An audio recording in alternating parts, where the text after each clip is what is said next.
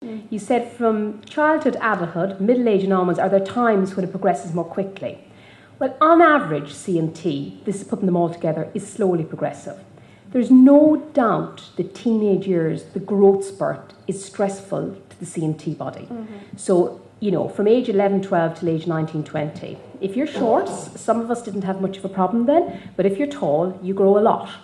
And if you grow a lot and you have already had CMT, that can be quite difficult. So people often have more problems, not because they're worse, but because their bones are having to elongate, etc. So that's why often people end up seeing therapists more in the teenage years, needing change in orthosis quite regularly, or sometimes needing surgery. The other risk at that period is scoliosis or kyphoscoliosis, which is deformity of the spine, is commoner in CMT than other diseases. So not everyone gets it, but it is commoner. And the commonest time for it to present is the early teenage, mid-teenage years when you're growing. And it can present quite quickly. So if it's picked up, the doctors tend to monitor it quite carefully over the teenage years. But then after that, if you don't need surgery by the end of your teenage years, you practically never need surgery. Yeah. So that's the first time.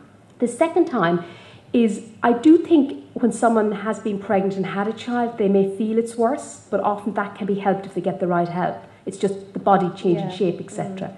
And I've no doubt that there is this age, as I said, when people get a bit older, and it varies for people. And, you know, nobody gets faster when they're older. That's just life. Nobody is faster at 90 than they were at 20. And often people have a second problem, like a bit of arthritis or whatever. And then that on top of the CMT does make things a bit worse. Also, you may be very slowly getting worse, but one tiny change can make a big change to what's called your function. And in my opinion, one of the biggest problems for patients, you all know the term foot drop. So that means your foot, it's your ankle coming up. And CMT, 99% of people start with foot drop, but they have very strong getting up on their toes. You know, when you go to the doctors, they ask you to go on your toes and you're fine, and you can't go on your heels. The minute people get weakness going down as well as up, that is when your walking really feels it. So it's only a tiny percentage difference, but it's critical to the muscle. And what happens is you start knee bobbing, as we call it. So to stand, you have to kind of jump up and down.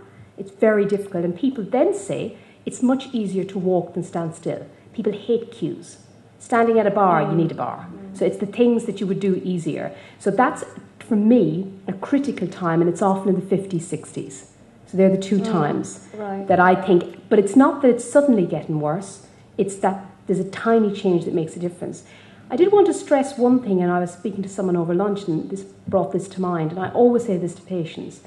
On average, CMT itself does not suddenly get worse.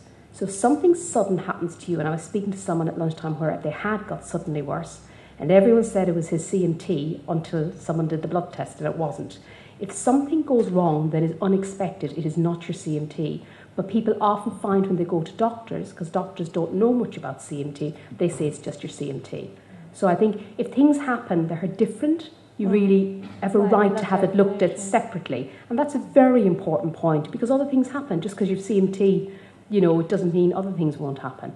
And we find things get missed in CMT. The other thing is, you know, if you've had abnormal feet all of your life or legs such that your walking isn't normal, it does put pressure on the back. And almost everyone with CMT has some back pain. And in my opinion, there's a higher instance of, you know, arthritis in the back or just some sort of chronic back problems with age. Clearly, putting on lots of weight doesn't help that, which is difficult if you have CMT. But that's the other thing that can become a little worse with age. And it varies. For some people manage the back pain very well. Some people don't get back pain at all. It does vary. And my favourite sport for CMT is swimming, but it's not always easy for people to have access to it because it gets the back muscles very strengthened and has no stress in the other joints. But of course, what I'd like to prescribe is an individual swimming pool for everyone's house with CMT, but I don't think that's going to happen.